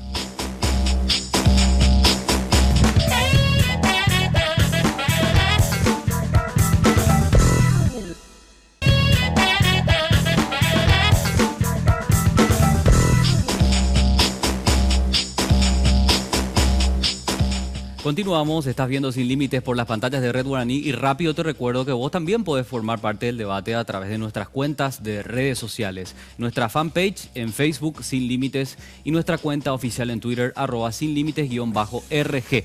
Nos acompaña esta noche el precandidato a la presidencia de la República por Honor Colorado, Santiago Peña. Bueno, en el tema de seguridad, Santiago... Un tema, porque empezaste la pregunta con el tema de la autonomía. Y yo te pregunto a vos, Enrique, mira que nosotros hemos hablado mucho desde la época que yo era miembro del directorio del Banco Central. Es verdad, tengo foto contigo. Sí, y después mucho también como ministro de Hacienda, el momento que no eras tan opositor, después cuando fuiste opositor, en todas las facetas hemos hablado siempre. Y yo te pregunto si vos te podés acordar de alguna decisión que yo tomé, o siendo miembro del directorio, o siendo ministro de Hacienda, que vos decís, esta medida realmente a Santi le torcieron el brazo y él hizo y no mostró autonomía. Mira, me obligas a una respuesta. Pero... Inclusive en un cargo de dependencia, porque yo soy un secretario de Estado. No. Yo a donde voy, mi punto es el siguiente, Sandy. El presidente Roosevelt le puede decir a su ministro, che, hace esto, ¿verdad? Yo no voy a discutir eso, porque esa es... Su prerrogativa. Es su prerrogativa, ¿verdad? Sí. Lo que voy a discutir es si el ministro le dice al presidente, señor, esto no es correcto. Sí. Porque esa es la diferencia entre una persona que puede ser presidente y una persona que va a ser, como yo siempre hago en la crítica que te hago públicamente, ¿verdad? Que va a ser Joaquín Balaguer. Yo no quiero, Santi, que vos seas Joaquín Balaguer. Pero vos podés pensar en alguna medida en la cual yo tuve que hacer o el presidente hizo algo y yo no estaba de acuerdo. No me consta, okay. ¿entendés? O sea, entonces, a mí no me consta pero que... ¿no te parece que ya una referencia en casi 4 años de haber estado, porque yo estuve siempre muy cerca del gobierno, inclusive antes de ser ministro, cuando era miembro del directorio, y te puedo decir que solamente he encontrado apoyo a las propuestas que yo llevé, y donde en todas esas propuestas, muchas de esas difíciles, y donde se tuvo que tomar decisiones políticas muy difíciles, solamente he encontrado apoyo, así que muy por el contrario. Y yo te digo muy sinceramente, acá se creó todo el mito de un presidente Cartes autoritario, de que él impone, y te digo la verdad, es todo lo contrario. Él nombra a los ministros y después le da la libertad y que puedan implementar, y solamente él da apoyo a ellos. Así que voy a contestar, pero yo creo que no hace honor a la verdad, pero bueno. El tema de la subordinación, porque cuando uno está en un cargo de dependencia, como es el caso de ministro de Hacienda, sí, en definitiva vos dependés del presidente, sí, y cumplís sus órdenes. Sí. Si no estás de acuerdo, pues tenés que agarrar tus cosas e irte. Sí. Entonces se entiende que como ministro de Hacienda estés eventualmente subordinado al presidente. Yo te voy a poner 2 ejemplos, sí, que nosotros lo analizamos en radio. IVA a cooperativas, entrada en vigencia. Vos dijiste una cosa, el presidente terminó diciendo otra, se hizo lo que dijo el presidente. Lógico. Triple aguinaldo. No, yo acordé eso, Carlos. No, pero en cuanto a la entrada en vigencia, vos dijiste una cosa y después se terminó cumpliendo otra. No. Fue siempre una decisión mía. Nosotros primero dijimos iba a entrar, salió la ley, y después nos sentamos con los gremios cooperativistas. Hubo una manifestación de casi 30 días y dijimos, señores, vamos a proponer. Nos explicaron, hay 3 tipos de cooperativas, A, B y C. Correcto, entonces pero vos dijiste en su momento que no se podía posponer y te terminó No, cuando salió la ley se tiene que aplicar. Correcto. Y después nosotros tomamos la decisión en base a las discusiones que tuvimos con ellos. Pues no es que yo dije algo y después el presidente tomó una decisión diferente. El tema de los triple aguinaldo, de las famosas bonificaciones, que yo le digo triple aguinaldo, yo sé que no es el término correcto, no perdamos tiempo en eso, pero vos lo defendiste. Sí. Y el presidente de la República tomó la decisión de eliminarlo. Yo le llamé esa noche al presidente, le dije, presidente, después de que se había aprobado el aumento en la Cámara de Diputados, le dije, presidente, esto llegó a un punto que realmente es insostenible. Lastimosamente esto le va a terminar perjudicando a muchos funcionarios buenos, porque estas bonificaciones se habían introducido en el tiempo ante la ausencia de poder mejorar los salarios de algunos funcionarios, principalmente de aquellos que tienen mayor preparación y responsabilidad. Entonces esto, más allá de un premio, era parte del salario que tenían muchos funcionarios. Y yo claro que defendía, por supuesto que defiendo, hasta ahora defiendo. Pero yo soy hace 20 años, Carlos, hace 20 años que soy funcionario público, reivindico la función de los funcionarios públicos. Hay tremendas injusticias dentro del funcionariado, muchas de las cuales empezamos nosotros a revertir. Pero lastimosamente hubieron abusos. ¿De dónde? Del Parlamento. Porque ellos metieron esos incrementos dentro del salario y después nuevamente quisieron aumentar. Nosotros le dijimos a la Cámara de Diputados específicamente, no aprueben, porque esto realmente va a desatar algo que va a ser incontenible. Aprobaron de todas maneras y esa noche le llamé al presidente, lastimosamente acá se cursó una línea y nosotros vamos a tener que darle ejemplo. Y sacamos al día siguiente un decreto en el cual se suspendía esos pagos. Correcto. Ahora, está aclarado, la subordinación cuando uno está en un cargo de dependencia es lógico. Eso funciona así, acá y en cualquier parte del mundo. Ahora, ¿Qué pasa cuando sos el presidente? Y yo te escuchaba ya respondiendo esto y decías que si ganabas, eras vos el presidente. Sin embargo, vos hoy tenés absolutamente todo prestado. La financiación de campaña, que no es tuya, la estructura partidaria, que no es tuya porque no tenés ese equipo político como sí tiene Marito o otras personas referentes del ámbito político. ¿Qué estructura tiene Marito? Él tiene una estructura política, él lleva años haciendo política. ¿Pero cuál es? Tiene un equipo político, Colorado Añetete es un movimiento. Que fueron toditos electos por el movimiento No Colorado. No, pero eso no importa, eso es estructura. No, pero lo que te dieron más, Carlos, es que no existen estructuras. Uno construye esto día a día. Vos tenés hoy una lista de senadores, esos senadores al día siguiente que fueron electos se te dan la vuelta. Entonces, esto se construye día a día. Horacio Cartes, mucho que le pese a la gente, va a ser el senador más votado en la historia del Paraguay. Va a estar en el Parlamento. Él va a ser un senador que va a estar dándole soporte a mi gobierno. Sí. Entonces, yo voy a sentarme, como me voy a sentar, con los 45 senadores y con los 80 diputados, en los cuales yo voy a tener que pedir el apoyo para proyectos de mi gobierno. O sea, esa va a ser la relación que yo voy a tener con él. Correcto, pero el soporte político va a venir de la mano de Horacio Cartes, que vos decís que va a ser el senador más votado, sí, y del Grupo Cartes. Y ahí en el Grupo Cartes yo tengo que hablarte de una persona que en definitiva habrás leído las noticias, José Ortiz. Cuando yo te digo su nombre y cuando todos conocemos la influencia que ha tenido él en la policía, y esto no lo digo yo, lo dice un ex ministro del Interior. Permíteme termino la idea. ¿Cómo va a ser personal? Sí, no tiene Carlos, nada que ver. Carlos, permíteme termino la idea, Santiago, y después respondés. Esto se ha demostrado, y no lo digo yo, ni lo dice Enrique, ni lo dice Desiree Masi. Lo ha dicho, entre otras personas, Francisco de Vargas. La influencia del señor José Ortiz en la policía es real, tanto que él gestionaba en su momento el presupuesto.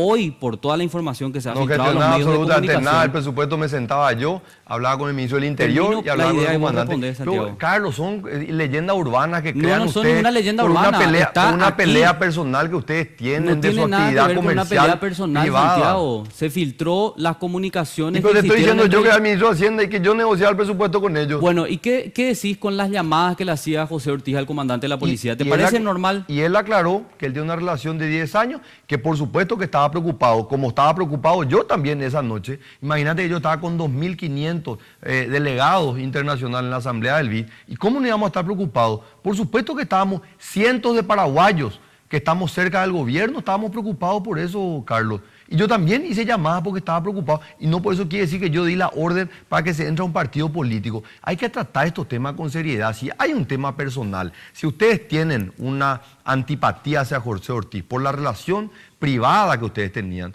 empezar a crear una leyenda urbana en función a esto, no, yo te digo, no pasa nada por ahí. Porque yo te estoy contando, yo negociaba el presupuesto con el comandante de la policía, decía, ¿qué vamos a hacer? ¿Cuántos oficiales tenemos? ¿Cómo vamos a aumentar el crecimiento vegetativo? ¿Cómo vamos a poder darle más recursos para que puedan tener realmente las capacidades suficientes? José Ortiz no participaba en eso. Él es un colaborador cercano del presidente, tiene una relación hace años y por supuesto que está preocupado por la gestión del gobierno. Participaba en reuniones de ministros, cosa que también es irregular.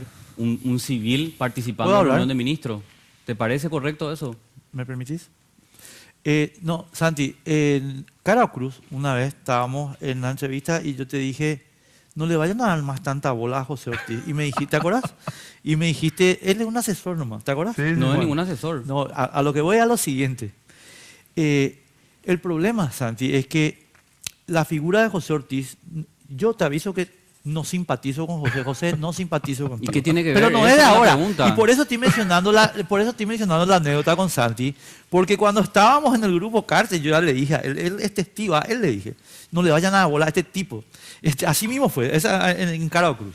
No, lo menciono simplemente para señalar lo siguiente, Santi, esto no es una cuestión de antipatía personal, es una cuestión de una evidencia que fue apareciendo en los medios de comunicación.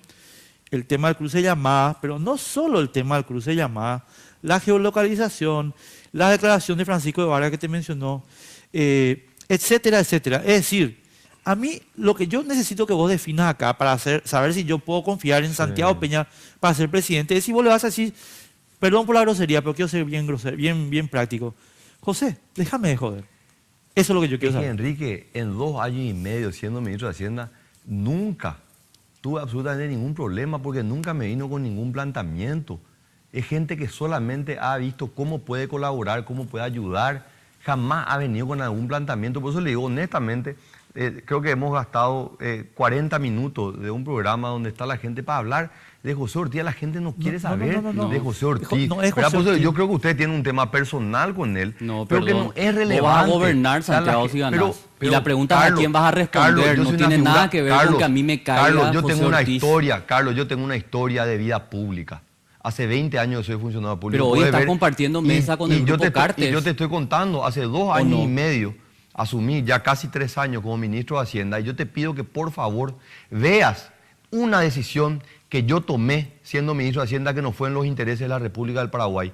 Una medida que tomé siendo miembro del directorio del Banco Central que no fue en los intereses de la República del Paraguay. Entonces ahí podemos empezar hablando, no. Santiago es una persona, no nos vamos a complicar. Yo soy una persona pública y pueden mirar cada una de las acciones que he hecho en cada uno de los cargos. Santi, y te puedo decir, soy una persona que tengo independencia y que lo único que tengo es mi nombre. Lo único que tengo es mi nombre. Entonces, yo no voy a venir a poner en riesgo eso. Y lo he hecho y cuido. Yo sé... Lo único que tenemos todos nuestro nombre. Eso es verdad. verdad. O sea, así como contigo, Santiago, nos pasa, el nombre nos pasa lo también. nuestro, Sí. lo mismo a nosotros. Pero la pregunta es, si la persona que te seleccionó, porque Horacio Cartes te dijo, vos vas a ser el candidato, que entiendo que eso pasa cuando el líder elige quién es el que le va a mantener toda su estructura. La pregunta es hasta qué punto se rompe ese límite, hasta qué punto Horacio Cartes va a poder alzar el teléfono y pedirte cosas, y hasta qué punto vos le vas a poder decir que no, cuando, repito, toda su estructura hoy está a tu disposición. Y yo entiendo que vos te podés ganar con el tiempo la simpatía de la gente. ¿Qué estructura? Pero la estructura de Honor Carlos, Colorado, si yo ¿acaso? yo te iba a decir una cosa, Carlos. Si yo asumo el 15 de agosto del 2018, presidente de la República, y yo empiezo a hacer cosas en las cuales pierdo el soporte político en el Parlamento, por supuesto que uno pierde el apoyo político. Y hemos visto en miles de casos. Esa es la realidad. O sea, Nicanor le costó muchísimo en la segunda parte de su mandato poder conciliar con el Congreso. Ni qué decir Fernando Lugo, y así terminó. Entonces, esto nadie te regala, Carlos. Esto se construye día a día. Yo hoy sé de que no tengo nada regalado. Yo voy a llegar a ser presidente de la República, por supuesto, con el Movimiento Honor Colorado, con el Partido Colorado. Y me debo al Partido Colorado, que va a ser mi soporte político. Y yo tengo que mantener una armonía, como voy a tener que mantener una armonía con el Parlamento, para que apoye los proyectos que yo voy a hacer, que este país necesita, y que lastimosamente un Senado mezquino, disidentes mezquinos, pensando que le perjudican al presidente de la República, toman medidas irresponsables, como por ejemplo este proyecto de condonación.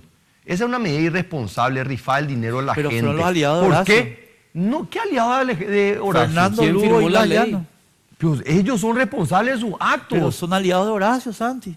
Hoy le da mayoría a Santiago. Aliados de ¿aliado Horacio. qué? A ver, ¿quién le da mayoría al presidente en el No, Congreso? perdón, ¿quién Cuando le sacan llevó los a proyectos, Fernando cuando Lugo salen los al proyectos que el presidente? presidente pide. Claro. No, O sea, los proyectos no salen. Espera, yo te estoy preguntando, ¿cuántos proyectos tiene el Poder Ejecutivo que están trancados en el Parlamento? ¿Cuántos? No tengo ni la más remota idea, pero sí te puedo decir algo. Todos. Santiago, ¿Por pero qué? es muy Porque simpático. se cree que cuando se le tranca un proyecto a Horacio Cartes, se le está perjudicando a Horacio Cartes. No. Se le perjudica a la gente. Pero está siendo injusto, ¿sabes por qué? ¿Por qué? Y si me permitís te explico.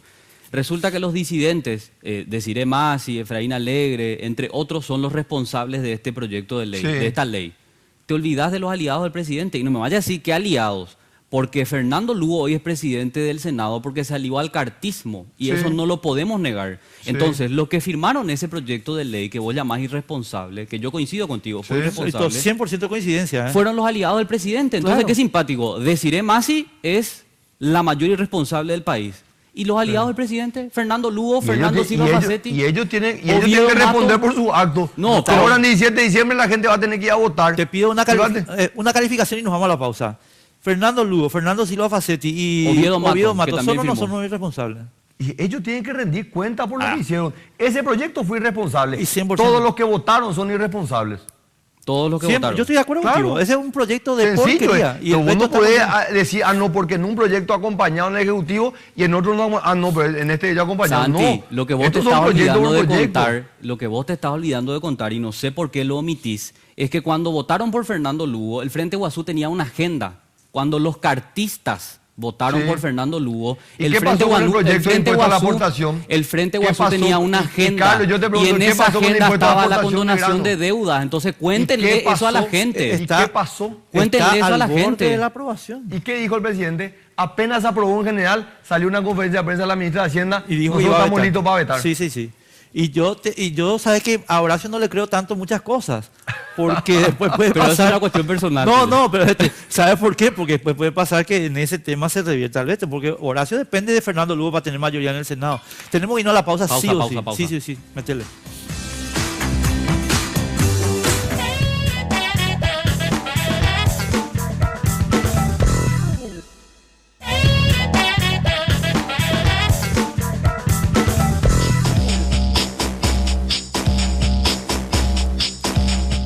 Bueno, antes que el dictador Enrique Peña me haga callar, voy a plantear un tema que a mí me parece importante: pobreza.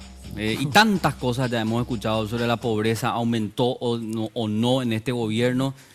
Y lo cierto y lo concreto es que si uno mira estadísticas de censos, aumentó. Tenemos en el 2016 más pobres que en el 2013. Comparando esta gestión y no incluyendo los resultados de Nicanor, Lugo y Federico en comparación con Cartes, se entiende, ¿verdad? Ahora, Santi, yo te quiero preguntar por qué vos crees que se dio este resultado. Sinceramente, ¿por qué crees que se dio este resultado? Y están las coyunturas internacionales, que el impacto tuvo que ser mucho más alto. Voy a tratar de hacerlo de lo más didáctico posible para no aburrir a la audiencia. Los procesos de reducción de la pobreza son procesos. Medir la pobreza de un año a otro es un mecanismo totalmente inexacto. De los 33 países que hay en América Latina y el Caribe, solamente 10 calculan la pobreza anualmente. Por lo general se calcula cada 3 años, otros cada 5 años. Entonces, ¿por qué? Porque de un año a otro te puede pasar que la canasta de precios aumentó, que hubo un rubro de renta que tuvo una reducción de precios y eso termina afectando, y no por eso las políticas de reducción de la pobreza han tenido un efecto. Entonces, si nosotros medimos en el mediano plazo los 4 años de este gobierno y comparamos con el promedio de los 4 años anteriores, que incluye Fernando Lugo y Federico Franco, la pobreza en el Paraguay, la pobreza total disminuyó 26%. Si vemos la pobreza total, disminuyó inclusive más. Entonces, ha habido una reducción. ¿Qué pasó en el último año? ¿Qué pasó en el año 2016? Y hubo 2 elementos. Uno, la canasta de precios aumentó de precio, tuvo un impacto en esto. Obviamente también hubo un cambio metodológico, ¿verdad? Hoy tenemos el mecanismo más riguroso y con el estándar internacional para medir la pobreza y la pobreza total. Y el otro elemento es que el precio de un rubro muy pero muy sensible para la agricultura familiar campesina, donde hay una mayor incidencia de la pobreza, es el precio del sésamo, que tuvo una reducción también muy importante en el último año. Entonces esto afectó el nivel de ingresos. Podemos analizar la situación regional. Estamos al lado de la economía más grande de Sudamérica y tuvo la peor recesión económica en su historia. A pesar de eso, Paraguay sigue siendo el país que más ha crecido en América Latina y el Caribe en los últimos 4 años. El número 1 de los 33 países, Paraguay es el número 1. Entonces, ha habido un avance importante en materia económica y luego tenemos que ir a ver los temas más idiosincráticos, se le dice, ¿verdad? O los temas factuales. Yo vine este fin de semana de estar 2 días en Cazapá y yo realmente te aliento, Enrique, que vayas a recorrer y vayas a mirar, ¿verdad? Porque Cazapá es un departamento muy emblemático, ¿verdad? Porque tenía históricamente una incidencia muy alta de pobreza y hoy estás viendo cómo esas comunidades están saliendo. Hay cerca de 500 compañías y cómo las inversiones que se han hecho. Un departamento tenía 40 kilómetros de asfalto, 40 kilómetros, hoy se están haciendo más de 200. Y cómo está cambiando la vida de esas personas, está transformando, porque hoy se están volviendo las fincas de los pequeños agricultores, se están volviendo más productivas, se están invirtiendo en puentes y esto tiene un impacto muy pero muy importante. No podemos desconocer el enorme aumento que ha ido en los programas sociales, o sea, hay más de 100.000 nuevos beneficiarios de programas como adultos mayores, Tecoporá, construcción de vivienda. Entonces, la realidad, Carlos, y yo estoy dispuesto a defender con quien sea, en el foro que sea, la gestión social de este gobierno no tiene comparación. O sea, pueden agarrar si quieren el número de la pobreza del año anterior, nosotros lo hemos explicado, lo volveremos a explicar las veces que hace falta, pero la composición del gasto público, el rol que ha tenido el gobierno en intervenir y llegar a esos sectores más vulnerables no tiene comparación en ningún gobierno. Ya no podemos lo más comparar con un gobierno. Ya tenemos que empezar a sumar con 2, 3 gobiernos. Y la realidad es que lo que se ha hecho y los resultados que vamos a ver en la siguiente administración son fenomenales, ¿verdad? A mí me tocó ahora ir a ver lo que es ya el inicio de la obra que une San Juan Nepomuceno con el empalme de la Ruta Sexta, un sector súper productivo, pero sin camino. Llovía, nadie podía moverse por ahí, son 60 kilómetros, que va a sacar del aislamiento un sector tremendamente productivo, pero incapaz de poder desarrollarse sin la infraestructura adecuada. Santi, nos quedamos cortísimos porque ya el verdadero dictador de este programa me está diciendo que ya estamos llegando al límite. Continuamos, no podemos ir encima del otro programa. No, porque Jaegli nos va a echar la patada. No, pero por favor, yo estoy seguro que si hace una encuesta la gente va a querer que continúe no seas este programa. ¿Qué tipo será? Santi, no, yo quiero una cosita preguntarte antes de despedirte y decir lo siguiente. A mí me preocupa mucho la aproximación institucional de la cual ya hemos discutido con Carlos, contigo, muchas veces. Pero me gustaría que la gente que está mirando pueda volver. A mí me preocupa, Santi, cuando vos decís el Congreso no debería mover el presupuesto, porque creo que forma parte del esquema ideológico de Horacio y espero que no sea tuyo, pero vos lo estás expresando también. Y es que querés una presidencia hegemónica. Entonces, a mi modo de ver, la presidencia hegemónica nosotros ya la tuvimos con Estigarribia, con Stroessner. ¿Cómo me garantizás a mí que nosotros no vamos a tener con una presidencia hegemónica el mismo resultado que Estigarribia y Stroessner? ¿Cómo vos catalogás la gestión, la política fiscal de este gobierno? Buena. Buena. Sí. Ok. Históricamente, ¿de dónde vinieron los abusos en materia presupuestaria? Te pregunto. Y vos sabés muy bien. ¿De dónde vinieron los abusos en materia presupuestaria? Históricos. Te voy a dar una respuesta compleja, como decís vos. De iniciativa del Congreso de presidentes pusilánimes. Perana, del Congreso. De presidentes pusilánimes. Entonces, ¿a vos no te parece que es para pensar de que todos los países serios tienen un parlamento que en materia presupuestaria tienen ciertos límites a la discrecionalidad? Te pregunto algo. ¿Por qué? ¿No te parece? Porque el problema presupuestario del Paraguay es el aumento en el gasto salarial. Totalmente de acuerdo. Entonces yo te pregunto, ¿por qué se da ese límite? Porque el Parlamento es una institución política por excelencia. Entonces, si vos le das una herramienta a un organismo que es político por excelencia, que lo único que busca es el rédito político, le termina condenando a los más necesitados. Santi, lo que pasa es que ahí en tu ecuación hay dos premisas equivocadas. A ver. La primera premisa es que el gobierno, el ejecutivo no quiere rédito político, sí lo quiere también. Pero yo te pregunto, ¿los abusos de dónde vinieron? Vos me confirmaste, del Parlamento. Con un presidente. Y la política fiscal ha sido muy buena la de este gobierno. Yo te voy a decir una cosa. La Constitución de Estados Unidos, artículo 1, inciso 8, Santi, es igualita a nuestra Constitución. Yo prefiero parecerme a Estados Unidos que no a Chile. Y vos sabés eso. Prefiero estar cerca de Estados Unidos y no tan cerca de Chile. ¿Por qué? Porque la Constitución de Chile la hizo Te doy un dato anecdótico. A ver. Vos sabés quiénes son los dos presidentes que vetaron un presupuesto en la historia del Paraguay. Y no es Nicanor, porque Nicanor presentó el veto con Piolita y después lo retiró. Los dos presidentes que en el Paraguay vetaron uno es Horacio Cartes y el otro se llama el general Bernardino Caballero. Vetó un presupuesto. Vetó un presupuesto, pero no quiso cambiar, como está queriendo Horacio, la Constitución sobre los poderes de la presidencia. Pero no cambiamos la Constitución. Pero quisieron. A punto estuvieron de cambiar la Constitución. No se olvidan de la ese es un acto legislativo, no ejecutivo. Pero por favor, se articula con una mayoría que depende Santiago. De 4 partidos políticos. No nos queda tomar el pelo. Hoy no hay 4 partidos políticos. Yo te pregunto. No existe. El Frente Guazú trabaja con el cartismo. ¿Tenés alguna duda que en 5 años, de ahora a 5 años, no se va a volver a reflotar la discusión de la enmienda? Espero que si vos ganás las elecciones, cosa que yo no quiero, con todo cariño te digo, yo estoy seguro que sí se va a reflotar. Y si tienen mayoría van a volver a atropellar. ¿Y vos crees que esto depende de quién sea presidente? Creo que es una cuestión que está impulsada siempre por los presidentes. Y te pongo un ejemplo. O sea, ¿vos crees que Fernando Lugo no va a querer? Fernando Lugo es con todo respeto, señor Lugo, le voy a decir algo. Usted es un mentiroso, usted le mintió al país. Porque yo te quiero hacer acordar, Santi, y yo fui uno de los organizadores con Clary Arias de las manifestaciones con Blas Llano. En contra de Nicanor. En contra de Nicanor.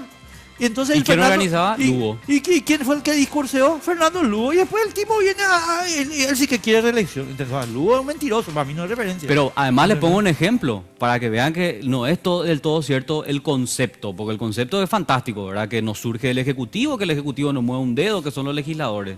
Todos los anteriores a Horacio Cartes quisieron. Lugo, citado en el caso de Lugo, Nicanor. También Nicanor. Sí. El tema es que nadie tuvo este escenario que tuvo Horacio Cartes. No, Carlos, te equivocás. Es verdad, nunca llegaron a esta Carlos, etapa. Te equivocás. Lo que hay ¿Cuándo atentaron contra la institución? Es que cada vez hay más gente interesada. Pero dependen del presidente de la República. No, va a pasar, cada vez hay más gente interesada. Yo te puedo asegurar que Nicanor sigue siendo una persona joven. En el próximo periodo le va a gustar la idea de volver a ser presidente. Correcto. Pero lo eso mismo no le va a significa pasar a que lo Fernando ejecute. Lugo.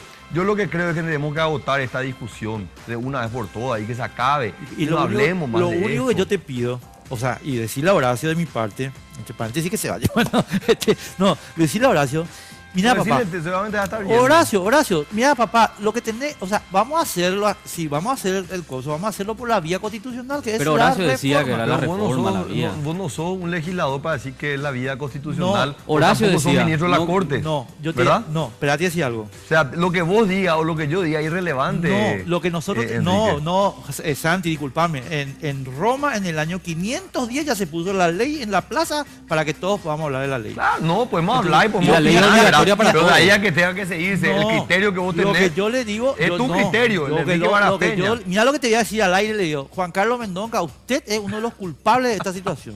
¿Eh? Pero todos los que dicen algo que vos no estás de acuerdo, están equivocados. Mira la crisis que generó. No, pero una Pero crisis, vamos que, a pero la una crisis que reforma. tiene más de 20 años. Y vamos a la reforma y entonces ustedes, o ¿Por sea, qué? si ganan ustedes, genial, y si Pero no ese ganan... es tu criterio. Hay varios otros juristas. No, es jurista. Muy renombrados. No. Sé que dicen- El señor Juan Carlos Mendonca no es un jurista renombrado, es un jurista que hizo a pedido de Nicanor un dictamen a la medida. Y los otros juristas yo ni mejor ni hablo, porque no me vaya a decir que Emilio Camacho es un gran jurista. Emilio Camacho es un pelafustán. Mira lo que te digo. Emilio, sos un pelafustán.